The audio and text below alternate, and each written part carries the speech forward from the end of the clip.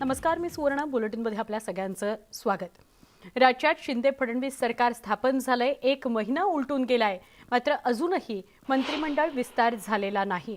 याबाबत विरोधकांकडून वारंवार प्रश्न विचारले जात आहेत, टीका केली जाते. त्याच पार्श्वभूमीवर मुख्यमंत्री आणि उपमुख्यमंत्री दिल्लीत दाखल झाले. दिल्लीत होणाऱ्या नीती आयोगाच्या बैठकीला ते उपस्थित राहणार आहेत.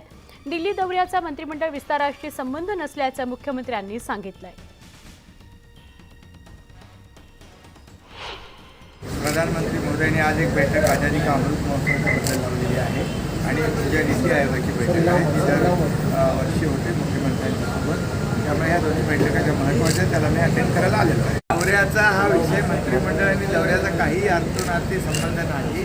या 2 बैठका ज्या आहेत त्यासाठी मी आलो आणि मंत्रिमंडळ विस्तार लवकर होणार. मंत्रिमंडळाचा विस्तार झाला नाही, त्यामुळे काही अडथळा नाही, अडचण नाहीये, तो होईल.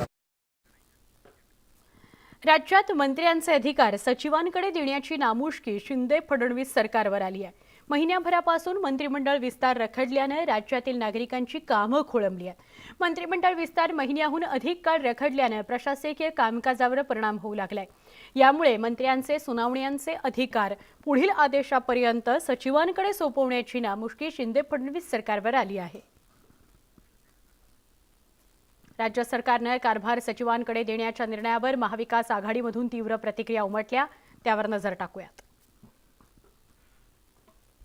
तसं करायचं तर मग असं करा ना, चीफ सेक्रेटरीला सगळे अधिकार देऊन मुख्यमंत्र्यांनी पण ते काय मग सगळं अपतच आहे. राष्ट्रपती विजय प्रशासन जर ह्या पद्धतीनं चालणार असेल तर अवघड आहे. मला त्याच्याबद्दलची माहिती नाही. लोकांनी निवडून दिलेल्या आमदारांच्या मधल्यांना मंत्रिमंडळामध्ये समावेश करायचा नाही आणि अधिकाऱ्यांना ते जर अधिकार द्यायचे असतील तर महाराष्ट्रामध्ये मुख्यमंत्र्यांची शपथ घेतल्यानंतर अशा प्रकारची परिस्थिती इतर कुणावरही आलेली नव्हती. ही जर खरोखरीच घडलेलं असेल तर महाराष्ट्राचंही दुर्दैव आहे आणि एकनाथराव शिंदे साहेब तुम्हीच मुख्यमंत्री म्हणून या झालेल्या निर्णयाच्या बद्दलचं उत्तर द्या. महाराष्ट्राला ते कळलं पाहिजे. सचिवांच्याकडे ज्यावेळेला अधिकार दिले जातात त्यावेळेला आपण एक ती तात्पुरती व्यवस्था असते. कशासाठी ती केली व्यवस्था अशी लवकरात लवकर त्याच्यावरती निर्णय होऊन संबंधित मंत्री त्याचा कारभार बघण्यासाठी लोकशाहीमधलं ते एक फार मोठं अंग आहे. लोकशाहीमध्ये फार मोठी जबाबदारी लोकप्रतिनिधींवर असते. कैलासवासी यशवंतराव चव्हाण नेहमी एक त्यांचं वाक्य सुपरिचित आहे आपल्याला सगळ्यांना की अधिकाऱ्यांनी हो म्हणायला शिकलं पाहिजे आणि लोकप्रतिनिधींनी नाही म्हणायला शिकलं पाहिजे. अशा वेळेला ज्यांच्याबद्दल म्हणजे सगळेच अधिकारी तसे नाही आहेत, पण जे साधारणपणे एक ठराविक चौकटीतून विचार करणारे असतील अधिकारी, काही कार्यक्षम असतील, पण ते मंत्र्यांना पर्याय म्हणून सचिव होऊ शकत नाहीत, ही वस्तुस्थिती आहे. आणि म्हणून ही सुद्धा एक खरंच चिंतेची बाब मला वाटते. 8-10 दिवस आम्ही सगळेच म्हणतोय मंत्रिमंडळाचा विस्तार करा. शेवटी लोकप्रतिनिधी हा लोकांशी संवाद साधू शकतो.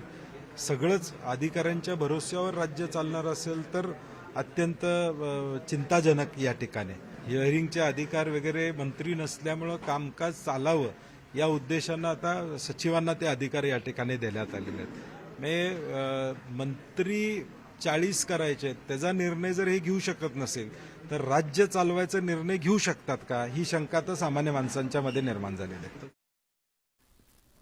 काँग्रेसच्या बाळासाहेब थोरातांनी देखील शिंदे सरकारवर निशाणा साधलाय. मंत्रालयाचं नाव बदलून सचिवालय करा असं बाळासाहेब थोरात म्हणाले. शिंदे आणि फडणवीसांना वाद सोडवायला दिल्लीत जावं लागतं अशी टीका सुद्धा बाळासाहेब थोरातांनी केली.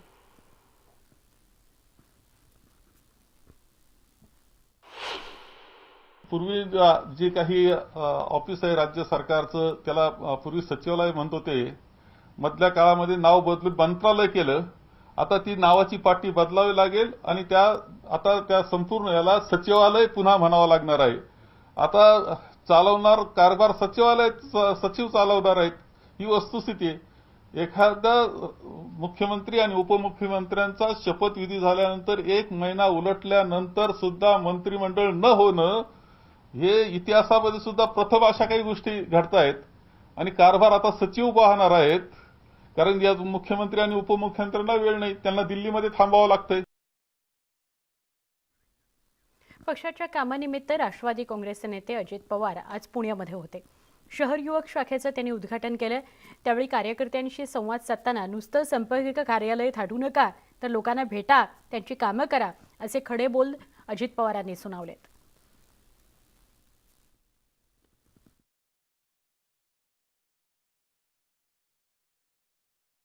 महिनाभर झाला आपल्याला पालकमंत्री नाहीये, महिनाभर झाला मंत्रिमंडळाचा विस्तार नाहीये. प्रत्येक वेळेस एकनाथराव शिंदे आणि देवेंद्र फडणवीसांना आमचा मीडिया विचारतो, कधी? लवकरच लवकरच लवकरच, एवढे शब्द त्यांच्या तोंडातून निघतात. होईल होईल, अरे कधी होईल? एवढ्या मोठ्या महाराष्ट्रामध्ये चांद्यापासून बांद्यापर्यंत एवढे प्रश्न निर्माण होतात, अतिवृष्टी होती, वेगवेगळी संकट येतात, निर्णय घेणार कोण? ताम्रपट घेऊन कुणी जन्माला आलेलं नाहीये. सत्ता येत असते, सत्ता जात असते. आता देखील जे तिथं बसलेले आहेत ते पण किती काळ राहतील तेही आपल्याला सांगता येत नाही. उद्या कोर्टाचा काही वेगळा निकाल आला तरी काही घडू शकतं. तर विरोधी पक्षनेते अजित पवारांनी केलेल्या टीकेला भाजपचे नेते प्रवीण दरेकरांनी उत्तर दिलं. शिंदे फडणवीस सरकार सक्षम आहे, आमच्यावर टीका करण्यापेक्षा जनतेची कामं करा, असा टोला दरेकरांनी लगावलाय. तर 2.5 वर्षात अजितदादांनी जनतेची जितकी कामे केली नसतील तितकी आम्ही एका महिन्यात केली आहेत, असा टोलाही त्यांनी लगावला. खरं म्हणजे यांचं सरकार असताना अधिकाऱ्यांकडचे अधिकार काढून घेतले होते, महामंडळांचे अधिकार मंत्र्यांकडे घेतले होते आणि हा केंद्रित कारभार होता. परंतु या ठिकाणी मंत्रिमंडळाचा थोडा विस्तार उशिरा होत असल्या कारणानं लोकांची कामं थांबू नयेत म्हणून दिलेले अधिकार हा अत्यंत योग्य निर्णय आहे.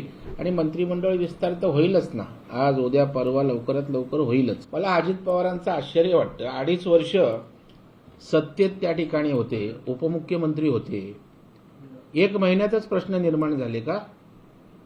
आणि तुम्ही 2.5 वर्षाच्या कालावधीमध्ये काय केलं? किती प्रश्नांची सोडवणूक केली? मांडा लेखाजोगा लोकांसमोर.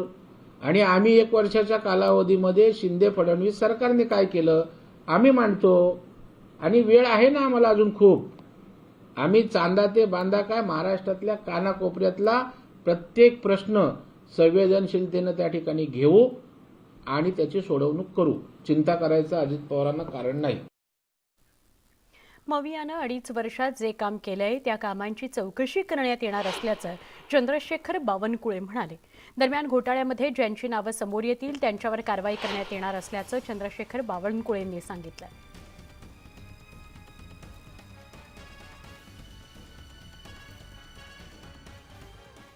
आपल्यासोबत भाजपचे नेते बावनकुळे साहेब आहेत. अजित पवार यांनी टीका केलेली आहे की हे सरकार लवकर कोसळेल, कारण का मंत्रिमंडळ विस्तार होत नाही आणि राज्यामध्ये अनेक आसमानी संकट येत आहेत. असं असताना मंत्रिमंडळ विस्तार न होणं ही सरकारवरती एक नामुष्की आहे. मला वाटतं आता अजितदादांनी विरोधी पक्षनेते म्हणून व्यवस्थित जबाबदारी पार पाडावी.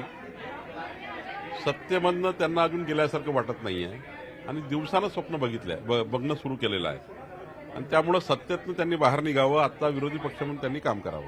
मवियाचे मंत्री जे होते, पहिल्या मंत्र्यांना या शिंदे आणि फडणवीस सरकारची नोटीस आलेली आहे. परिवहन मंत्रालयाने स्टुडिओ घोटाळ्या प्रकरणी असलम शेख यांना नोटीस पाठवली. नाही, मला वाटतं चौकशीचा भाग असेल. जर चूक झाला असेल तर चौकशी झाली पाहिजे, चौकशीवर कारवाई झाली पाहिजे. आम्ही त्यांना म्हटलं होतं, आम्ही 5 वर्ष मंत्री होतो, आमच्या 5 वर्ष सरकारच्या काळात जर आम्ही काही गडबड केली तर आमच्यावर कारवाई करा. 5 वर्षात आम्ही चांगलं काम सरकार चालवलं. आता या 2.5 वर्षात त्यांनी घोटाळे केले असतील तर मला वाटतं सर्वच विभागामध्ये घोटाळे तपासले जातील आणि जर 2.5 वर्षात जे घोटाळे झाले असतील, जर चूक झाली असेल तर नक्की कारवाई केली जाईल. पुढे जर्नलिस्ट नवनाथ कोंडेकरचा अजित मांडर निजोटी लोकमत ठाणे. मुख्यमंत्री एकनाथ शिंदेंचं एक नवं ट्विट चांगलंच चर्चेत आलंय. राज्यातील ग्रामपंचायत निवडणुकांचा निकाल लागल्यानंतर एकनाथ शिंदेंनी उद्धव ठाकरे गट असा उल्लेख करत ट्विट केलाय. याआधी मुख्यमंत्र्यांनी उद्धव ठाकरेंना वाढदिवसाच्या शुभेच्छा देताना त्यांचा उल्लेख केवळ माजी मुख्यमंत्री असा केला होता. आता राज्यातील ग्रामपंचायत निवडणुकांचा निकाल लागल्यावर उद्धव ठाकरे गट असा उल्लेख करत शिंदेंनी ट्विट केलाय. राज्यातील ग्रामपंचायत निवडणुकीमध्ये शिवसेना भाजप युती सरकारला जनतेचा कौल मिळाला. शिवसेना भाजप युतीच्या सगळ्या विजयी उमेदवारांचं अभिनंदन. तसंच निवडणुकीत मेहनत घेतलेल्या सगळ्या शिवसेना भाजप युतीच्या पदाधिकारी आणि कार्यकर्त्यांचं आणि मतदार राजाचं अभिनंदन आणि आभार असं मुख्यमंत्र्यांनी म्हटलेलं आहे.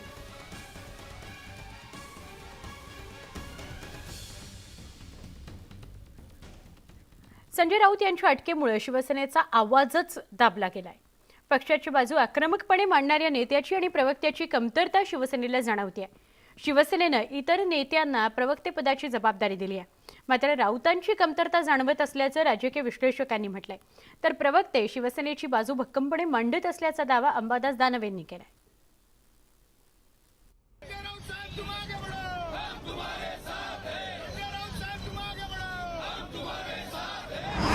लढत राहील, शिवसेना लढत राहील, वाकणार नाही.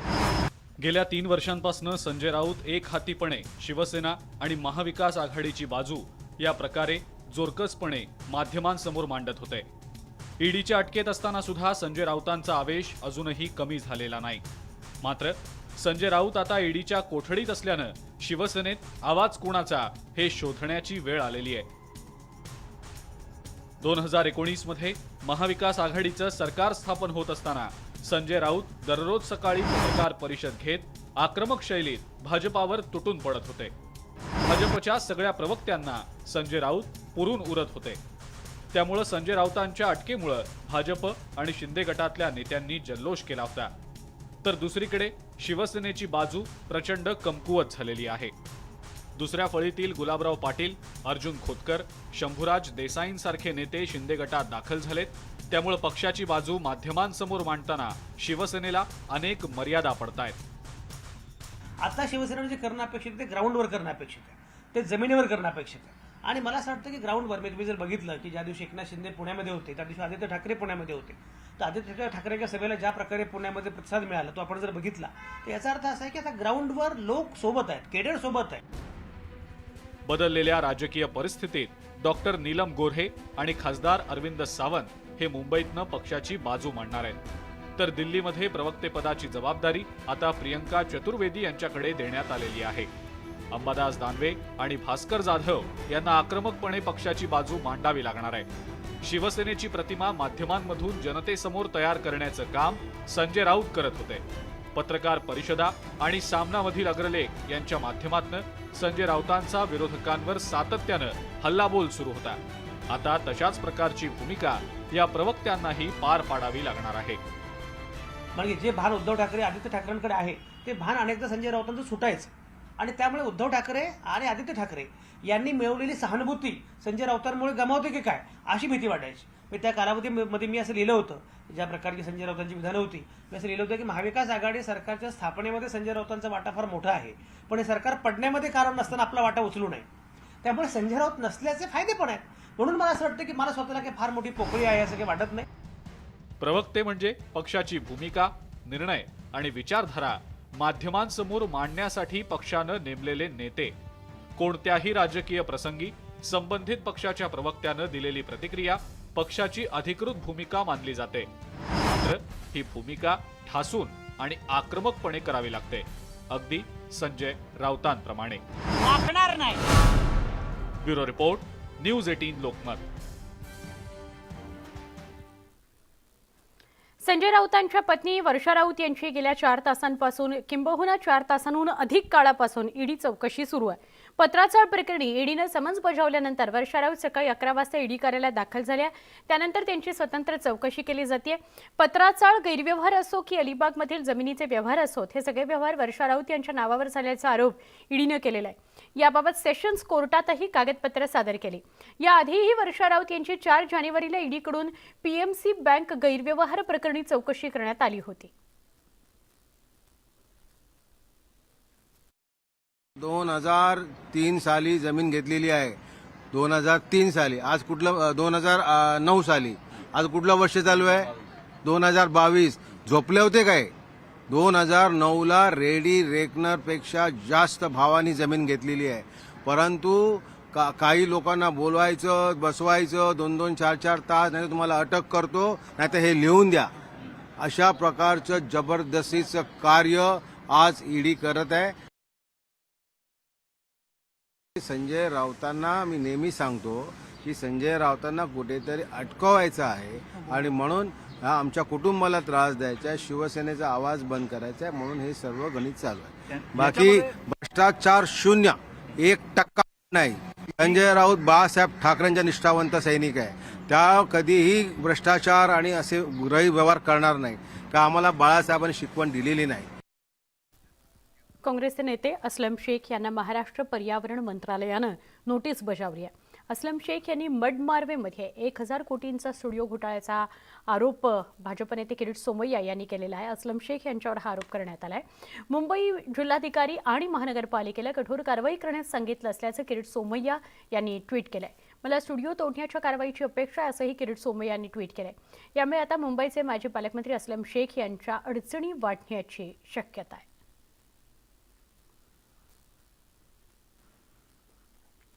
मड मार्वे में 1000 करोड़ का अनधिकृत स्टूडियो समुद्र किनारे पे बांधने का असलम शेख मित्र परिवार ने घोटाला किया. अब महाराष्ट्र सरकार के पर्यावरण मंत्रालय ने उन स्टूडियो को और मुंबई महापालिका जिलाधिकारी को नोटिस दिए तुरंत कार्रवाई करने का इशारा दिया गया है. अहमदनगरच्या कर्जत इथं प्रतीक उर्फ सनी राजेंद्र पवार या युवकावर प्राणघातक हल्ला करण्यात आला. या हल्ल्यामुळे हिंदुत्ववादी संघटना आक्रमक झाल्या आहेत. नुपूर शर्मांचा फोटो लावल्यानं हा हल्ला केल्याचं सांगण्यात येत आहे. हल्ल्यात गंभीर जखमी झालेल्या पवार याला नगरच्या जिल्हा रुग्णालयामध्ये हलवण्यात आलंय. पोलिसांनी या प्रकरणाची गंभीर दखल घेत गुन्हा दाखल करून 2 जणांना अटक केलेली आहे.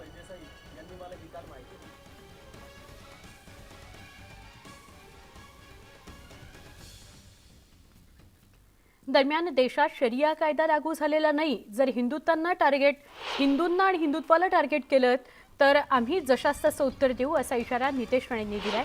अहमदनगरच्या कर्जतमध्ये कोल्हे हत्या प्रकरणाची पुनरावृत्ती करण्याचा प्रयत्न झाला असा आरोप नितेश राणेंनी केलाय.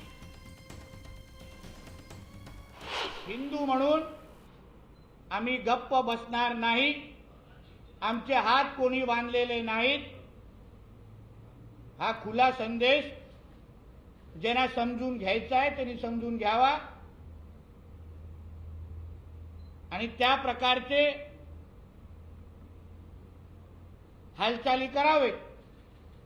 आम्ही काय कोणाच्या समोरून अंगावर जाणाऱ्यापैकी लोक नाही आहोत. हिंदू समाज हिंदू कधी आपल्यासमोर कोणा दुसऱ्यावर कुठल्याही गोष्टी थोपत नाही. आम्ही कोणाला सांगत नाही असं करा तसं करा, कोणच सांगत नाही. जबरदस्ती कोणावर नाही. पण कोणी आमच्या विरुद्ध अगर अशा काही गोष्टी करत असतील तर आम्हीही आमच्या पद्धतीने स्वतःचं संरक्षण करण्यासाठी सक्षम आहोत. हे येणाऱ्या दिवसामध्ये आपल्याला दाखवून देऊ. सावरटोली इथल्या महिलेवर झालेल्या घृणास्पद अत्याचाराची गंभीर दखल मुख्यमंत्री एकनाथ शिंदे यांनी घेतली आहे. या संपूर्ण प्रकरणाची चौकशी IPS दर्जाच्या महिला पोलीस अधिकाऱ्याच्या नेतृत्वाखाली SIT मार्फत करण्याचे निर्देश त्यांनी दिले. हे प्रकरण माणुसकीला काळीमा फासणार आहे. संपूर्ण तपास फास्ट ट्रॅकवर करून आरोपींच्या मुसक्या आवळल्या जातील. त्याचप्रमाणे यापुढे अशी घटना करायला कुणी धजावणार नाही असं कठोर शासन आरोपींना करण्याच्या दृष्टीने मुख्यमंत्र्यांनी निर्देश दिलेले आहेत. मध्ये पोलीस तपास करतायत आणि कुणालाही पाठीशी घातली जाणार नाही. कठोर कारवाई केली जाईल.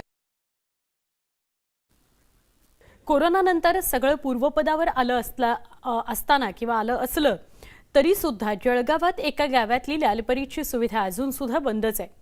3 वर्ष झाले दापोरा गावातल्या ग्रामस्थांना विद्यार्थ्यांना अडचणींचा डोंगर पार करावा लागतोय.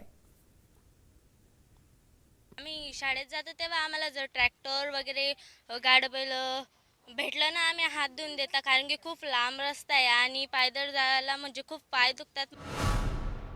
दापोरा गावातल्या विद्यार्थ्यांची ही व्यथा.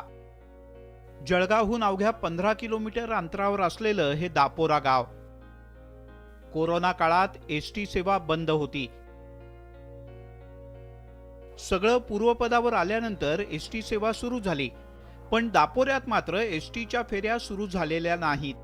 मुलांना चिरचोली कामानिमित्त जात असताना नेहमी मुलांना शाळेला जाण्यासाठी वेळ होतो, गैरसोय होते. त्यामुळे त्यांना बऱ्याच वेळेस ट्रॅक्टरमध्ये घेऊन जावं लागतं.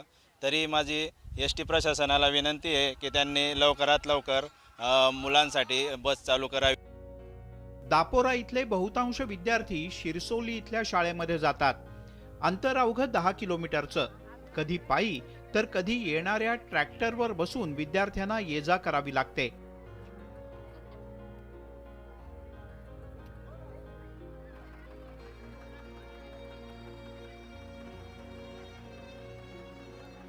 तर तिसऱ्या रेल्वे लाईनच्या कामामुळे रेल्वे पुलाखालती मोठ्या प्रमाणात पाणी साचलेलं असतं. विद्यार्थ्यांना रूळ ओलांडूनच प्रवास करावा लागतो. महाविद्यालयात जाणाऱ्यांना जळगाव गाठावं लागतं आणि जळगावपर्यंतचा मुख्य रस्ता अतिशय ओबडधोबड, खरं तर खड्ड्यांचा. बसमुळे आम्हाला 10:30 वाजायला निघावं लागतं. मग रोड क्रॉस करावा लागतो. त्याच्यानंतर एखादा ट्रॅक्टर जातं, शेणगाडी बैलगाडी याला हात देऊन आम्ही शाळेत पोहोचतो. केव्हा केव्हा लेट होऊन जातं. मग सर विचारता उशिरा का आले. येत्या 8 दिवसात एसटी महामंडळानं दापोरा गावात लालपरीच्या फेऱ्या सुरू न केल्यास तीव्र आंदोलनाचा इशारा माजी सरपंचांनी दिलाय.